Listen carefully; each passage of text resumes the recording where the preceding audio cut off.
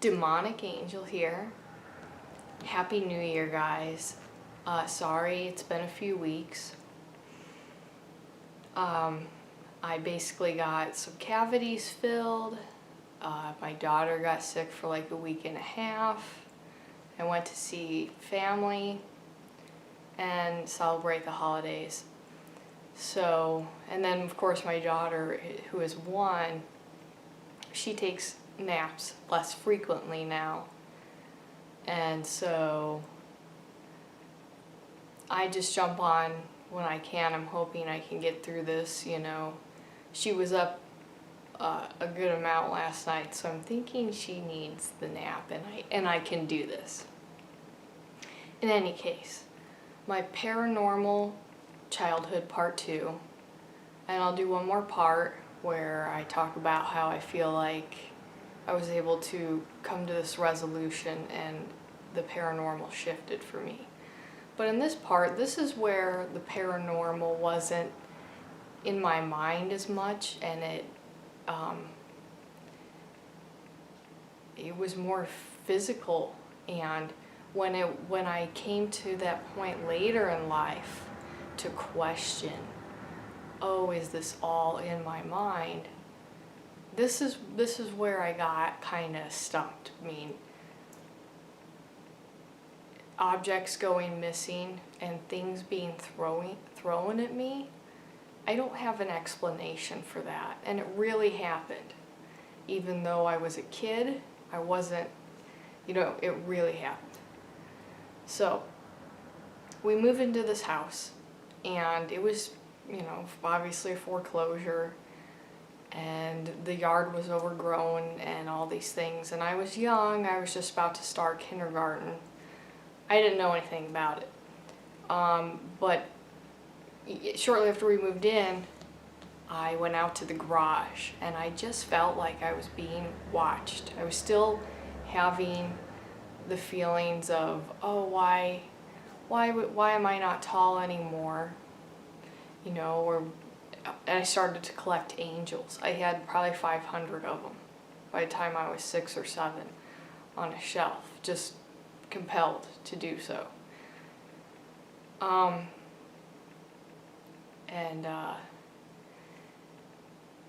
So, you know, and I still would dream about random dead people, but it'd be dream about them once, and that was it. So, but this was like I could feel somebody breathing down the back of my neck, and it was just such a scary feeling. Didn't talk to anybody about it, and so, you know, shortly after that, one night I woke up, and to me, people say, well, what wakes you up, right? The change in pressure, like in the atmosphere. So I felt that. I look over in the closet, and there's this like teenage girl.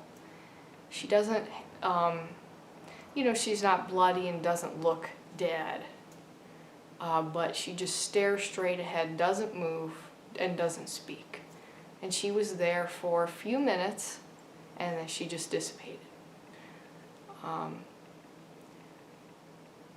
And then I tried to go back to sleep, and I had horrible dreams about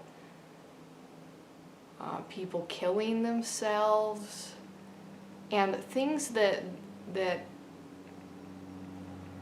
kids shouldn't really have to understand. Drug addiction, overdoses, rotting bodies. That had never been the content of my dreams. So this starts for me on a nightly basis, and I felt drained, but I didn't think that there was anybody that would listen to me. Around this time, my dad, he started to take Oxycontin, and we all kind of know how that, he's still alive, and he's still a pill addict. It's horrible. And that's a story, I guess, that I'll implement when I feel like it pertains. But he's a very spiritual person. He's 1/4 Blackfoot, making me 1/8. And so if he didn't have this issue, I probably could have turned to him a little bit, but that's why I didn't. So then after seeing this woman, then the pressure in the room would change, and I'd see this guy, and also a teenager, not physically bloody or,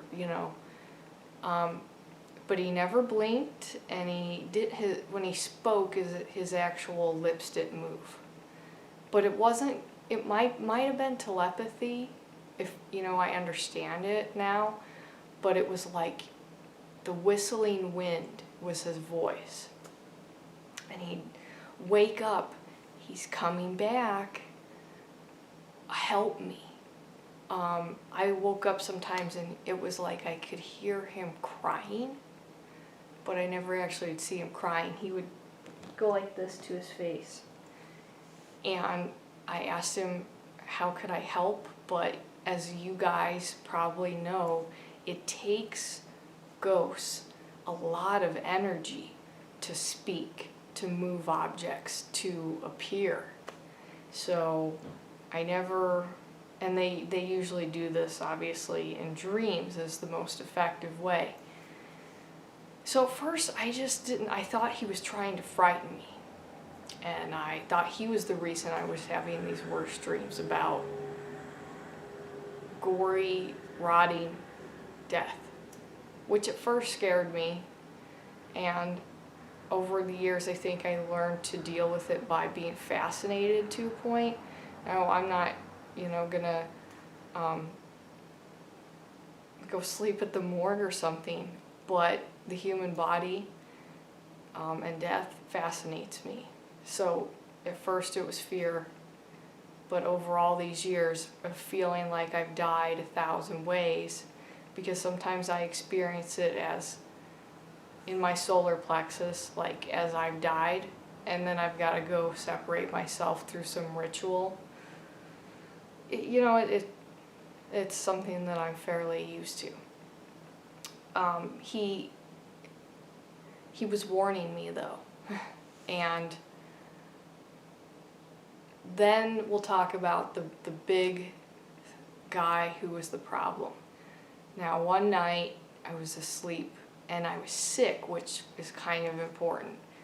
Ghosts and negative energy will definitely attack you when you're sick, depressed, anything along those lines where your chakras, your energy is not full. So I smelled this nasty smell, and it was too tall to be a person, and it came into the room and it stank. It didn't have eyes, it didn't have features. And I felt so drained, and I would start to get these thoughts like, maybe I should kill myself, and thinking of these other graphic, violent ways to do that. And I was just drained and developing depression. And it got more intense. The dreams were there. This young guy would sometimes wake me up, and at the time I still didn't understand what he had to do with it. But about 3 times I would wake up because I was feeling like somebody was strangling me. I could feel the actual fingers and the pressure, and I would pray to God because I was in catechism at that time, and that was the positive energy that I was like trying to use. God help me, and after a time it would go away. But every time that that was happening, I was getting more and more drained and depressed. And the graphic images in my mind. So, and I didn't imagine that. That's what really sticks with me, is I could still feel, like, I remember the feeling. And then a few other times I tried to hide under the blanket, sleep with the covers over my head, and it would drag the covers off of me.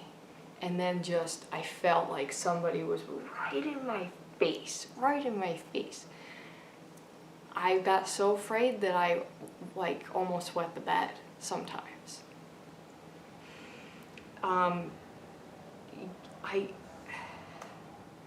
The physical things, though, were,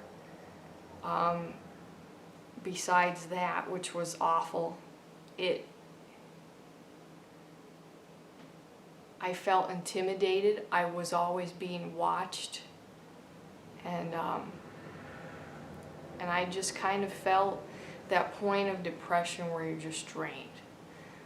But it was summer, so I invited a girlfriend over to go swimming. So we were probably like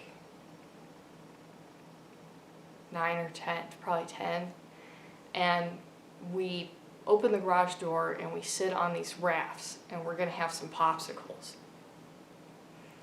It wasn't a windy day. All of a sudden, this gust of wind you feel, and it was cold, and it felt like evil wind. And the pool hose, excuse me, which was for an above ground pool, very heavy, and we would rope it up against this wall when we weren't using it. It came unattached, and it crashed it's probably like 7 feet to the other side of the wall. And it crashed into the other side of the wall. And that happened.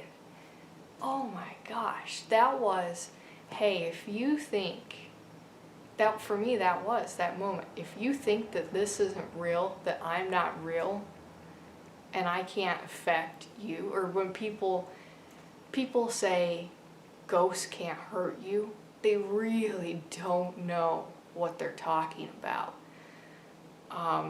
It's most of the time they don't, or it takes them time to learn how to do this, but they most definitely can. And it's usually more of a mental and emotional manipulation, which is just harm as well. So that was just like, my friend did not come back for a while, and we talked about it in high school because she was very religious. She just said, yeah, I must have been Satan or something. I can't deny it happened, and I can't explain it, but I don't want to talk about it ever again. And I said, okay.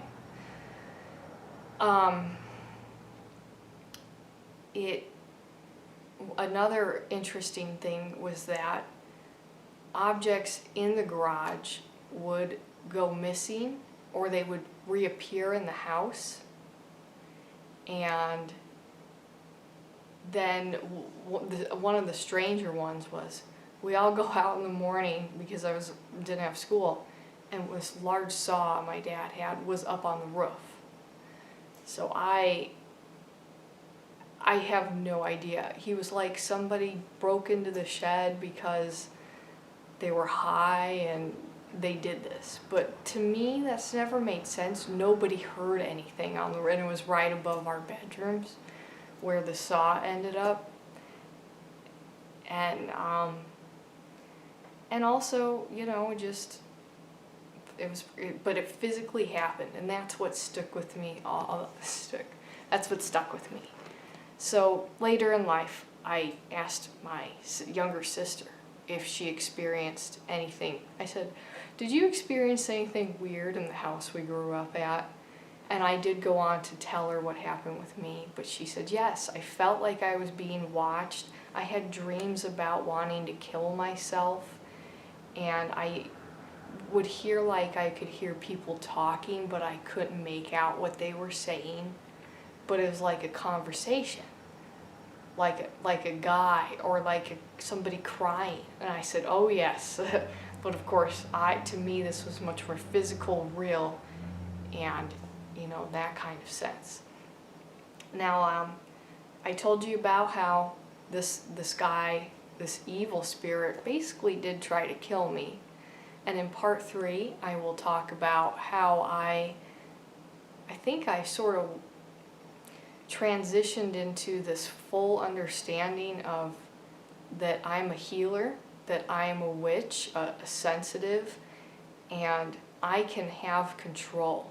Because for a long time I thought I'm just going to let these dead people or whatever do whatever because I don't have control. But the one gentleman who was a teenager did save my life.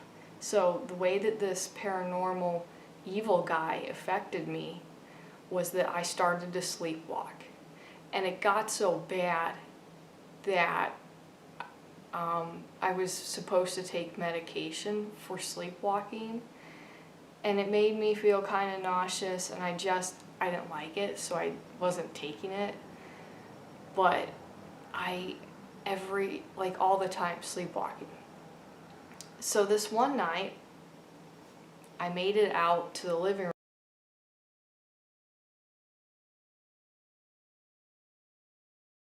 room, and Dad was probably a little drugged out on the couch watching TV. But I made it out the front door, unlocked it, because that was a thing that we would all go around and make sure the house was locked up. And I made it out there. And then I was heading towards this park down the street. And Dad, he must have come and gotten me.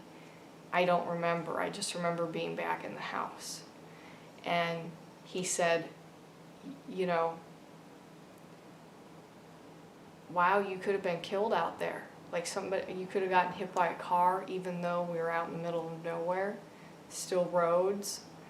You don't want to be a young girl out of the park at night. And then I said, well, what made you, did you hear me open the door? Did you hear me leave? What made you think that I was outside? He said, I looked across the street, and under the street lamp there was a guy, and he was going like this. And he was just waving his hands. And I thought that it was just a nut job or whatever. And so I wanted to go and make sure the house was locked because I just thought it was some crazy guy. And then I went and checked you in your sister's room. I realized you were gone. So I look out the front window and I see you've made it almost all the way down the street. But by the time I come back from checking you guys' room, that guy was gone. And Dad was like, oh, he must have just been a guy who was on drugs. But I feel like I could have gotten hit by a car. Or something bad could have happened to me. And that was that guy. My real true understanding is that was that guy. The gentleman, the teenager, and he was trying to protect me. And he saved my life. And to conclude my whole story and tell you who these 3 individuals are, before we bought the foreclosed home, it sat vacant for a while, and it just had overgrowth. Some eccentric people lived there, and they just planted all kinds of random things, and they had wildlife, even though it was a residential area. So one night, 3 people, 2 men and a woman, went to go do drugs in the garage. And the drug deal went bad, and he stabbed a teenage girl and guy to death, girlfriend and boyfriend. And then he slit his own throat. And they laid there decomposing for a couple of days before anybody found them, because the police just ended up looking there thinking, well, we better check this abandoned place because we know people have broken into this garage to do drugs. This was back in the 70s, okay? And that's who they were. And what I think is the guy who killed himself and the other 2, he was using their energy this whole time that it was vacant, and he would not let them move on. Of course, he was afraid of moving on, and he became, as he fed off of them, he became more of like a demon, and he lost his humanness because he was going to do anything. And I'm not saying, oh, it's just God and heaven. I believe in many possibilities. But I do know that when the dead do bad things and they're afraid to move on, that they manipulate the dead and the living so they can siphon their energy to continue living, if you will. Even though they don't have this body, this is to them, this is better. And so I'd like to say too that sometimes when that happens to dead people and they don't have a choice, they have to seek out the living for help. That's the only way they can move on. They need a living person to feel their pain and to help get this, person who is holding them captive or demon away from them. And they're not they hurt you because they're draining your energy by being around you, because when you're around dead energy all the time, it drains you and you take on the features of that death. You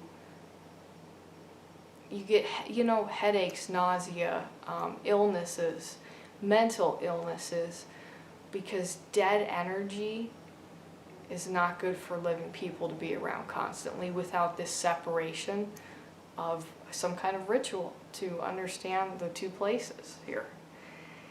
So they have to seek out your help. He did not want to hurt me, but, of course, the guy, I think the shadow man, knew that I could see them, all of them. And he was like, oh no, this guy he's not going to get help from her.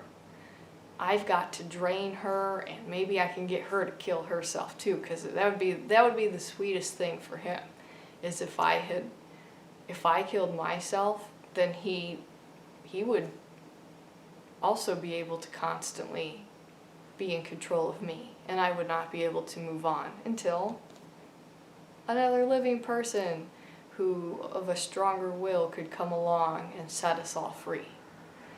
So that is how I think that worked, and I mean, it's crazy to think about. Sorry if I seem tired, I am. But on the one hand, the paranormal physically tried to kill me. I mean, being strangled in your sleep, that's not the paranormal playing with me. That was an attempt to kill me. Like, that is. On the other hand, the paranormal saved my life. Because wandering around out in the street in the middle of the night heading towards a park, probably nothing good without my friend. And I really,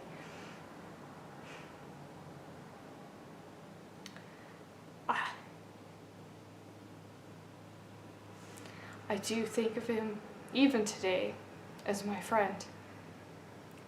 And I'm glad I was able to help him move on. But he would also show up in my dreams when I would feel like